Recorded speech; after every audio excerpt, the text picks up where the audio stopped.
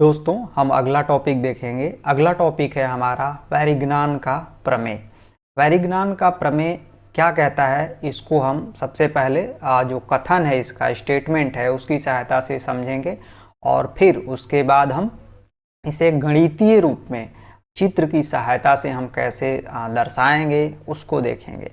तो चलिए हम इसको पहले समझते हैं कि परिज्ञान का जो प्रमेय है वो क्या कहता है। परिज्ञान का प्रमेय कहता है कि किसी बिंदु के सापेक्ष अगर जो बल है, एक मुख्य बल, उस बल का आघूर्ण हमें ज्ञात करना है तो वो किसके बराबर होगा। वो बराबर होगा जिस बिंदु के सापेक्ष हम मुख्य बल का आघूर्ण ले रहे हैं, उसी बल के अवयव जो हम वियोजन का कार्य करते हैं। वियोजन जैसा हमने पढ़ा है, तो वियोजन में किसी एक मुख्य बल को हम दो भागों में बांटते हैं, तो जो वे दो अवयव मुख्य बल के बटेंगे, उन दोनों अवयवों का हम आघूर्ण ज्ञात करेंगे उसी बिंदु के सापेक्ष जिस बिंदु के सापेक्ष हम मुख्य बल का आघूर्ण ज्ञात करते हैं। तो वो जो आघूर्ण आएगा उनके अवयवों का, उन दोनों को हम जोड़ेंगे और उससे जो मान हमें मिलेगा वो बराबर किसके होगा, वो जो मुख्य बल का आघूर्ण होगा उसके बराबर होगा। तो यही कहता है हमारा परिज्ञान का प्रमेय। तो इसको चूंकि हमने आपको बता दिया तो ऐसे अच्छे से नहीं समझ में आएगा। इसको हम चित्र की सहायता से जब समझने की कोशिश करेंगे तो चीज़ें क्लियर होंगी। तो सबसे पहले हम एक यहाँ पे चित्र बनाते हैं। इसके लिए हम क्या करेंगे कि किसी एक बिंदु पर हम दो बलों का देखते हैं कैसे कार्य करता है। ये दो बलों को लेकर के हम इस चीज़ को समझाएंगे। तो मान लीजिए सबसे पहले यहाँ पे एक हमने बिंदु ले लिया, ये ओ बिंदु, और एक बल हम यहाँ से, एक बल हमारा मान लीजिए ए हो गया, और एक और बल हम खींचते हैं कुछ इस तरीके से।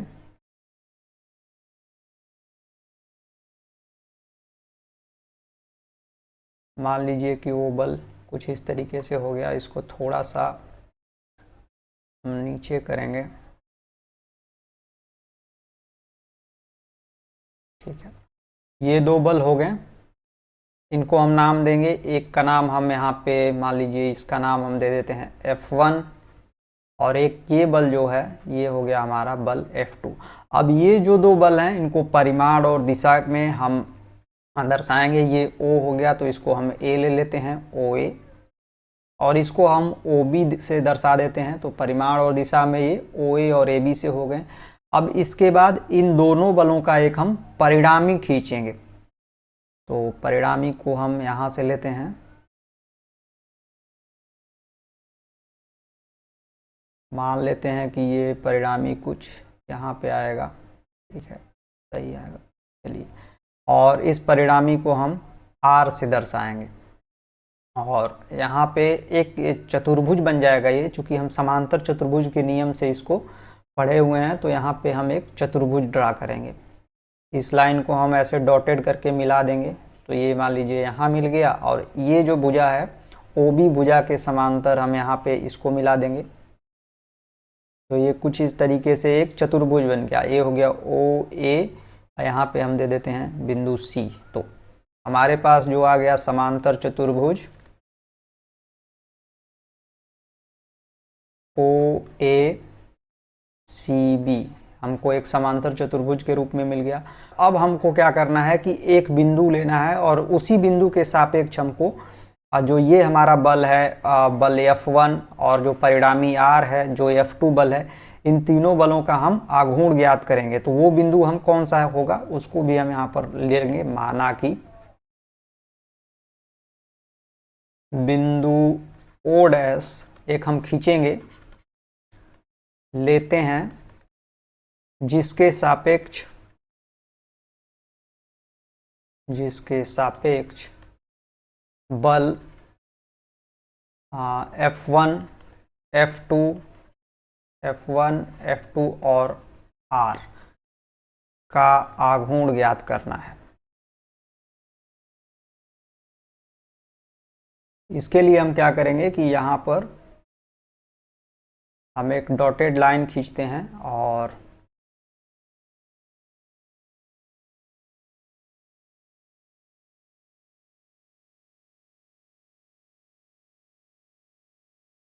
यहाँ पे हम उस बिंदु को दर्शाते हैं। मान लीजिए ये बिंदु हो गया हमारा ओ डैश बिंदु। अब इसी बिंदु के सापेक्ष हमको आघूर्ण लेना है। तो इसके लिए हम क्या करेंगे कि जो ये हमारा बिंदु ओ डैश है, इस ओ डैश से हम तीनों बलों पर लंब डालेंगे। तो यहाँ से जब हम लंब डालेंगे तो ये कुछ इस तरीके से आएगा।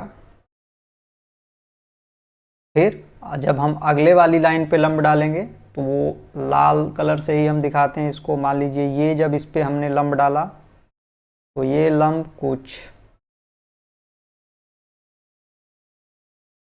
इस तरीके से आया।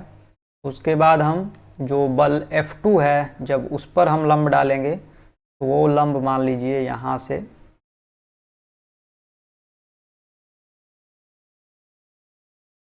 कुछ इस तरीके से आया।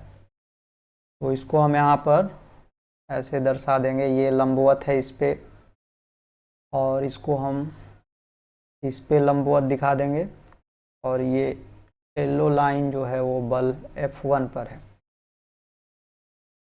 ये जो F1 है इसको हम हटा देते हैं यहाँ से।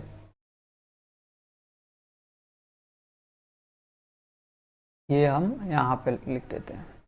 अब ये बिंदु O डैश से तीनों रेखाखंड पर, अरे सॉरी, तीनों बल पर हमने लंब डाल दिया। अब लंब डालने के बाद मानते हैं कि ये जो दूरियां हैं वो क्या हैं।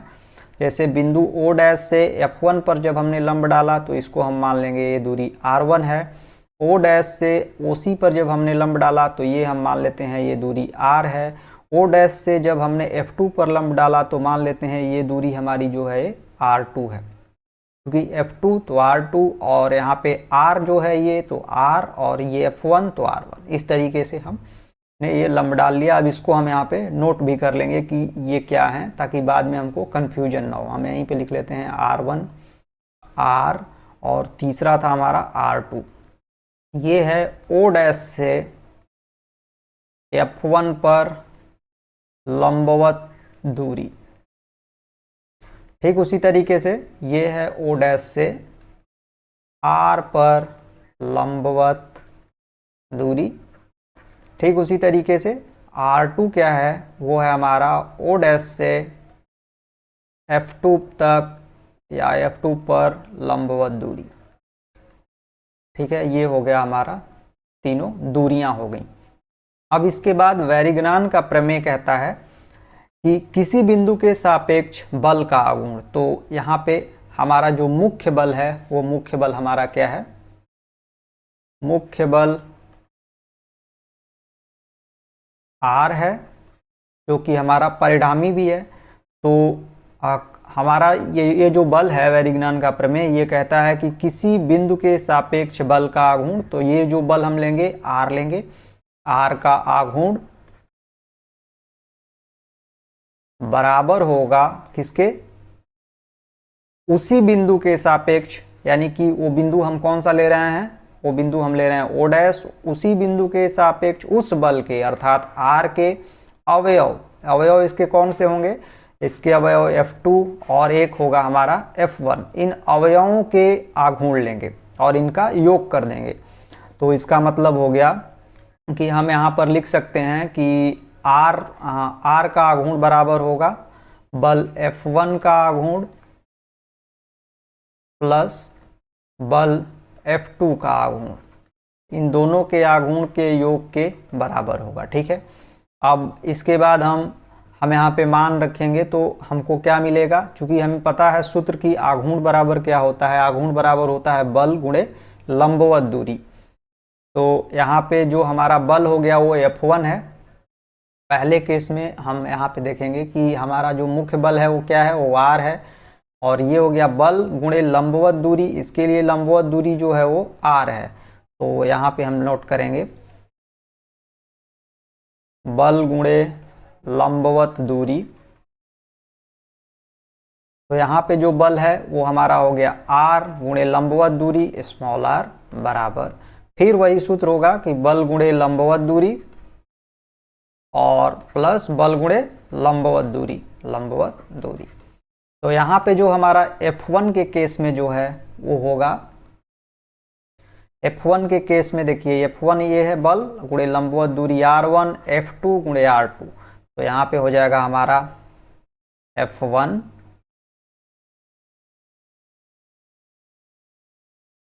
गुणे R1 प्लस F2 गुणे R2। तो ये हमारा जो है ये हो गया वैरिग्नान का प्रमेय का गणितीय रूप।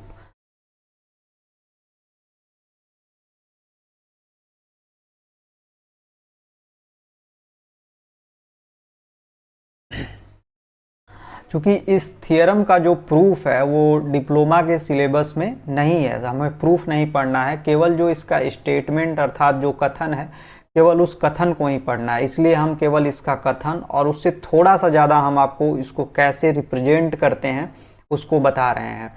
लेकिन अगर आपको इसका प्रूफ चाहिए तो आप कमेंट सेक्शन में हमें बताइए, हम इसका पूरा वीडियो बनाएंगे प्रूफ के लिए अगर आपको चाहिए तो। अगर आप केवल डिप्लोमा के सिलेबस के अकॉर्डिंग पढ़ रहे हैं तो आपको केवल वैरिग्नन का प्रमेय क्या होता है उसको आप लिखिए एग्जाम में अगर पूछ रहा है तो, और उसके साथ साथ अगर थोड़ा सा आप ये बता देंगे कि एक मुख्य बल होगा और उस मुख्य बल के दो अवयव बल होंगे और उनका किसी बिंदु के सापेक्ष आघूर्ण, जो कि यहाँ पे ओ डैश है, उसके सापेक्ष हम आघूर्ण लेंगे तो वो क्या होगा कि उन दोनों की लंबवत दूरी, दोनों बलों की जो लंबवत दूरी होगी उनका गुणनफल और वो बल का गुणनफल प्लस मुख्य बल और लंबवत दूरी का जो गुणनफल होगा इन दोनों के ये बराबर होगा। बस केवल आपको यही बताना है एग्जाम में, और एग्जाम पॉइंट ऑफ व्यू से इतना चीज़ जो है वो आपके लिए काफ़ी सफिशियंट है, पर्याप्त है ये। और इसके बाद जो हम अगला देखेंगे वो अगला ये देखेंगे कि प्रिंसिपल ऑफ मोमेंट अर्थात आघूर्ण का सिद्धांत क्या होगा, जो कि वैरिग्नान प्रमेय का ही एक सामान्य रूप कहलाता है। तो उसको हम अगला देखेंगे। आघूर्ण का सिद्धांत कहता है कि किसी बिंदु के सापेक्ष पिंड पर कार्यरत अनेक बलों का परिणामी का आघूर्ण उसी बिंदु के सापेक्ष पिंड पर कार्यरत सभी बलों के आघूर्ण का बीजगणितीय योग होता है। इसका जो ये कथन दिया हुआ है आघूर्णों के सिद्धांत का, ये आप देखेंगे तो पाएंगे कि पूरी तरीके से एकदम सिमिलर है वैरिग्नान के प्रमेय का। तो हम कह सकते हैं कि जो वैरिग्नान का प्रमेय का साधारण रूप हो गया वो हमारा हो गया प्रिंसिपल ऑफ मोमेंट।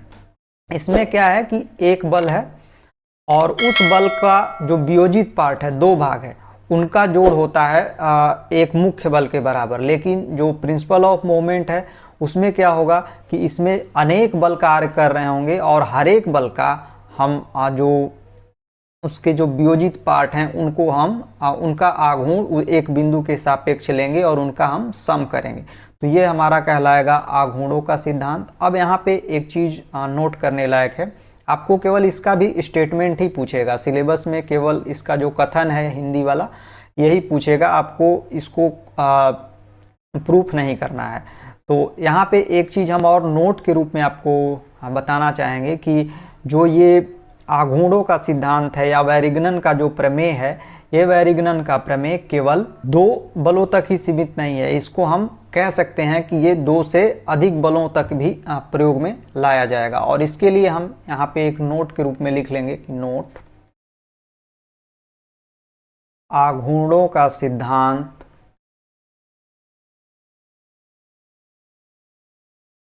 केवल दो समतलीय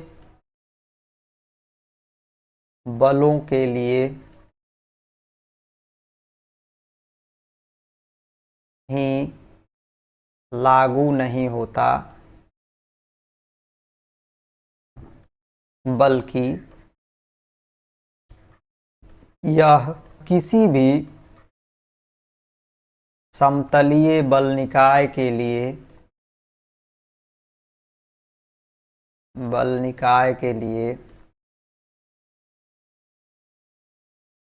लागू होता है। अब यहाँ पे किसी भी समतलीय बल निकाय के बारे में हम बात कर रहे हैं, तो किसी भी समतलीय बल निकाय के अंतर्गत चूंकि हमने जब बल निकाय का वर्गीकरण बताया था आपको, तो उसमें हमने आपको बताया हुआ है कि वर्गीकरण के अंतर्गत कौन कौन से बल निकाय होते हैं। समतलीय बल निकाय को हम यहाँ पर मुख्यतः जो ले करके चलेंगे वो तीन, पहला कंकरेंट अर्थात संगामी बल निकाय, और दूसरा हम लेकर के चलेंगे नॉन कंकरेंट असंगामी, और तीसरा हम लेंगे पैरेलल अर्थात समांतर बल निकाय। तो ये तीनों के केस में वैरिग्नान का जो प्रमेय है अर्थात आघूर्णों का जो सिद्धांत है वो कार्य करेगा। तो ये हमारे दो टॉपिक हो गए, आघूर्णों का सिद्धांत और इससे पहले हमने देखा वैरिग्नान का प्रमेय क्या होता है।